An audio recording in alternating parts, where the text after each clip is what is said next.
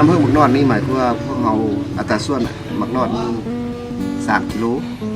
ก็น้ำตาลแดง1 โลเราได้3 โลแล้วเราก็มาปาด